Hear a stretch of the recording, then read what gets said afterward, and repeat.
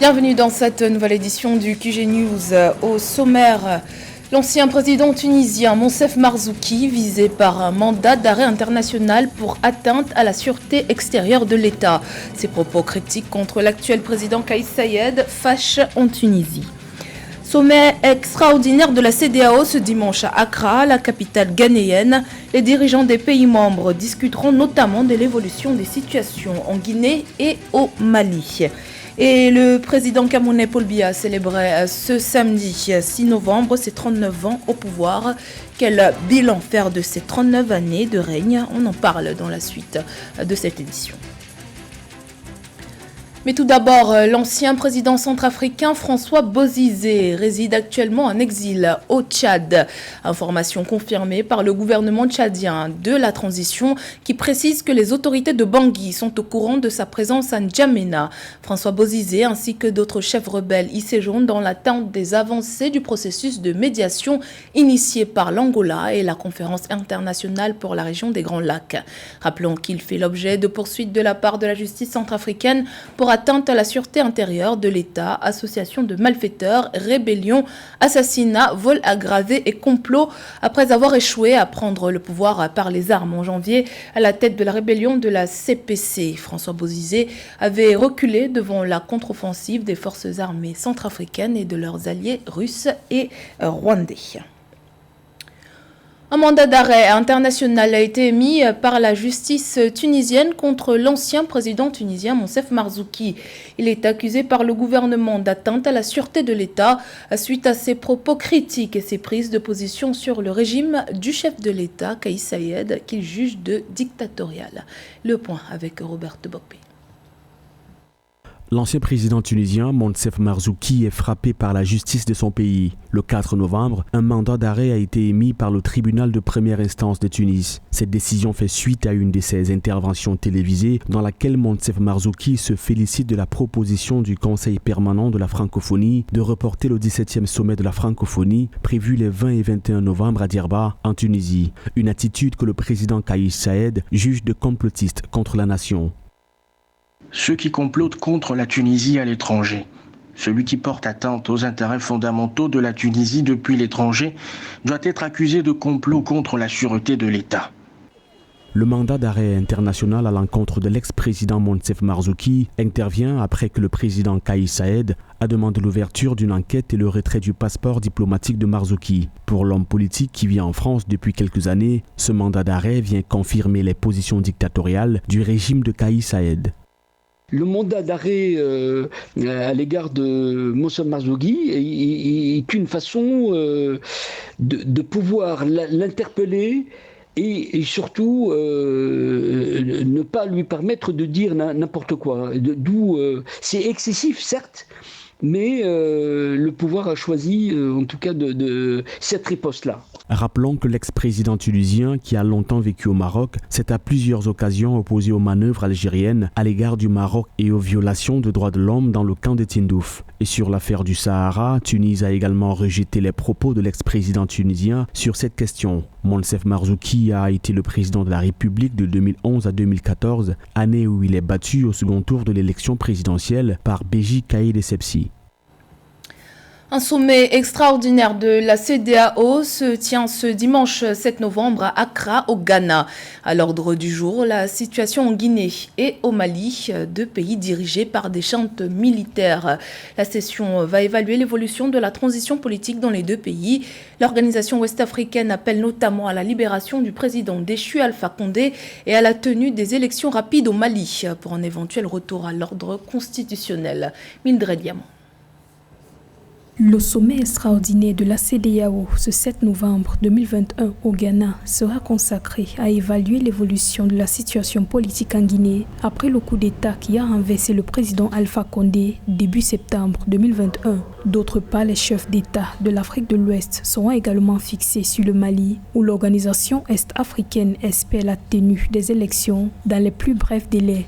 Ce sommet virtuel de la CEDEAO va beaucoup plus se pencher sur les nouvelles recommandations et sur des nouvelles propositions devant aboutir à une transition apaisée, parce que au regard du dernier discours des chefs d'État, surtout de la dernière visite du président de la commission de la CEDEAO en Guinée, la CEDEAO a donné l'impression qu'elle était désormais prête à travailler avec la junte au pouvoir en Guinée, et ça, c'est suite à la publication de la charte de la transition, la mise en place d'un gouvernement quasiment civil, des avancées majeures ont été enregistrées. Il y a cet espoir de retrouvailles, il y a cet espoir d'ouverture, il y a cet espoir de dialogue qui pourrait naître entre la CEDEAO et ces deux juntes à la tête des deux pays respectifs. Et il y a cette possibilité d'aller vers un assouplissement des sanctions, peut-être même la modération du discours. Il y aura beaucoup plus d'engagement, d'accompagnement des deux pays qui ont quand même réussi à prouver qu'ils sont disposés à travailler avec la communauté économique des États de l'Afrique de l'Ouest. C'est le cas par exemple du CNRD qui aujourd'hui a donné toutes les garanties de bonne collaboration. Autre enjeu de ce sommet de la CEDEAO, l'évolution sociopolitique de la transition, tout d'abord en Guinée, avec l'avenir du président déchu Alpha Condé, toujours aux mains des putschistes. La séance va également discuter de l'état de la transition au Mali, alors que les tensions se sont récemment accentuées entre la CEDEAO et la junte militaire suite à l'expulsion du représentant de la CEDEAO à Bamako par l'exécutif malien. Le premier des enjeux, c'est un enjeu politique dans la mesure où la finalité recherchée à travers la CEDEAO, c'est passer de la CEDEAO des gouvernements à la CEDEAO des peuples. Je pense que les intérêts des peuples vont primer sur les intérêts des gouvernements. Le second enjeu est d'ordre sécuritaire, les enjeux des peuples, leur sécurité, leur protection. Nous prions que la CEDEAO puisse s'inscrire dans l'accompagnement intelligent de ces deux pays qui sont aujourd'hui dans des difficultés. Le Mali et la Guinée continuent de subir les sanctions de la communauté internationale, notamment la suspension des instances de la CEDEAO et le retrait du programme de préférence commerciale de l'African Growth and Opportunity Act AGOA. La CEDEAO exige la libération sans condition de l'ancien président Alpha Condé ainsi que la limitation de la transition dans un délai de 6 mois. L'organe sous-régional appelle également à redéfinir une nouvelle feuille de route pour le Mali. Le président Paul Biya célèbre ce samedi ses 39 ans à la tête du Cameroun. Premier ministre à l'époque, il accède au pouvoir le 6 novembre 1982 après la démission du premier président camerounais Amadou Ahidjo intervenu le 4 novembre. Surnommé le Sphinx, le président camerounais reste un personnage énigmatique selon de nombreux analystes. Robert Bokbe. Paul Biya, le président de la République du Cameroun, célèbre ce 6 novembre 39 ans à la tête du pays. Une 4e décennie qui marque l'ultime virage dans la matérialisation de nombreux chantiers entamés depuis 1982. Les plus marquants sont les barrages, dont ceux de Lompangar et de Menveleu, le port autonome de Kribi, la centrale à gaz de Kribi, le 2e pont sur le Vouri et dernier en date, des infrastructures sportives modernes qui s'apprêtent à accueillir la 33e Coupe d'Afrique des Nations de football. Paul Biya apparaît comme le maître du jeu politique, non seulement parce qu'il a transformé, il faut le dire, le Cameroun sur le plan démocratique, mais aussi il a réussi à maîtriser le personnel politique aussi bien dans son parti qu'en dehors de son parti et de l'opposition. En un mot, c'est le bâtisseur de l'État camerounais démocratique. Le 6 novembre 2021 marque également 39 ans de pouvoir fait de victoires, mais aussi de phases moins attrayantes. De la dévaluation du franc CFA aux vagues de privatisation des sociétés d'État, de la grève de la faim en 2008, en passant par la crise de l'emploi jeune, le règne du président Paul Biya a connu bien de revers. Revers dont le premier est expérimenté 2 ans seulement après son arrivée au pouvoir. En avril 1984, le président Paul Biya fait face à une tentative de coup d'État. Il en est sorti avec de quoi faire face à ce type de menaces. Au nombre de menaces, Boko Haram à qui il n'hésite pas à déclarer la guerre. Plus récemment, la crise anglophone. Une guerre qui, sous une toute autre réalité sociopolitique, continue de sévir dans les régions du nord-ouest et du sud-ouest du pays. Et ce malgré les efforts consentis par le président Paul Biya, parmi lesquels l'organisation du Grand Dialogue National en 2019. Rappelons que c'est Paul Biya qui est le maître du jeu. Première perspective, il construit et prépare sa succession dans le parti. avant la fin de son mandat, il passe la main à une personnalité politique connue et auquel cas, il prépare la succession à travers le parti. Deuxième perspective, il ouvre totalement le jeu. Et je crois que tout cela paraît tout simplement clair parce que plus que jamais, comme je l'ai dit, il reste et demeure l'homme de la situation. Et je crois qu'aujourd'hui, le président Paul Biya, une chose est sûre, aura réussi au moins à écrire l'histoire politique du Cameroun. Le Rassemblement démocratique du peuple camerounais, RDPC, parti du président Paul Biya, marque les observateurs du point de vue de son implémentation à travers tout le pays. Le parti du flambeau continue de porter l'homme du 6 novembre depuis des décennies. Un soutien qui n'a pas encore fini de faire ses preuves. Le 31 octobre 2021, des militants du RDPC à Monatélé, une localité non loin de Yaoundé, ont appelé le président Paul Biya à se porter candidat à sa propre succession pour l'élection présidentielle prévue en 2025. Également dans l'actualité, drame à Freetown, la capitale sierra-léonaise. Au moins 98 personnes sont mortes suite à l'explosion d'un camion-citerne intervenu ce samedi 6 novembre. 92 survivants sont actuellement admis dans divers hôpitaux de Freetown selon les autorités. Et d'après les témoins, le véhicule a pris feu dans une station-service à la suite d'un accident de la route. La majorité des victimes sont des vendeurs ambulants et des motocyclistes piégés par les flammes alors qu'ils tentaient de récupérer le carburant s'échappant du camion-citerne. Au Maroc, les demandes d'aspirants auto-entrepreneurs s'élèvent à 5 800 en moyenne par jour selon les données officielles. Cependant, la lenteur des procédures rallonge le délai de retrait des cartes auto-entrepreneurs. Le ministre de l'Emploi et des Compétences, Younes Sekori, souhaite régler cette problématique avec la mise en place de nouvelles mesures qui devraient améliorer le processus d'obtention du statut d'auto-entrepreneur. Les précisions de Marine Toulou. Au Maroc, les autorités prennent des mesures pour faciliter le processus d'obtention du statut d'auto-entrepreneur. Ces nouvelles mesures permettront donc d'impacter positivement les auto-entrepreneurs via les différentes actions du gouvernement en faveur de l'entrepreneuriat. Ce statut permet notamment aux auto-entrepreneurs de bénéficier d'avantages fiscaux et sociaux favorables au développement des affaires. Promouvoir l'auto-entrepreneuriat. C'est là vraiment l'une des premières actions vraiment concrètes du nouvel exécutif marocain. Se pencher au chevet des auto-entrepreneurs qui sont en fait les parents pauvres du soutien gouvernemental jusqu'à présent.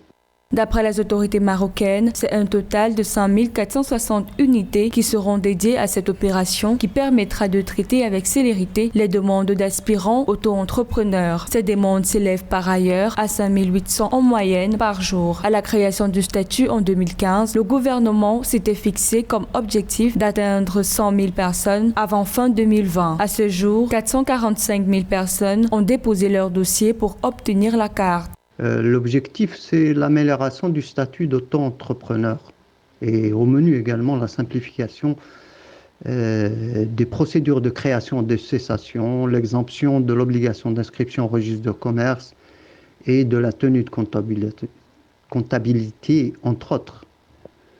À long terme, il s'agit d'intégrer petit à petit le secteur informel qui est très important au Maroc, à travers une forme juridique simple et qui s'avère sans coût.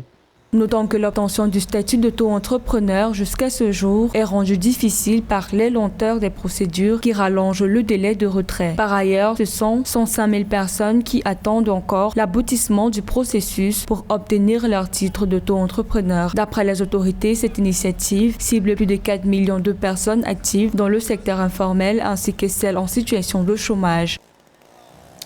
Au Gabon, les mesures restrictives anti-Covid-19 mises en place par les autorités ne font pas l'unanimité. L'accès aux lieux publics notamment qui sera conditionné à partir du 15 décembre prochain. Une mesure que conteste particulièrement la centrale syndicale dynamique unitaire. Les Gabonais devront en effet présenter un test PCR négatif ou un certificat de vaccination pour y accéder. Les précisions de Samantha Sabero. Les nouvelles mesures anti-Covid-19 qui avaient été récemment annoncées par le gouvernement gabonais et qui prendront effet à compter du 15 décembre 2021 continuent de susciter des réactions. Dans ce sens, la Dynamique Unitaire, l'une des plus grandes centrales syndicales des fonctionnaires du Gabon, proteste contre les mesures sanitaires imposées par le gouvernement pour lutter contre le Covid-19.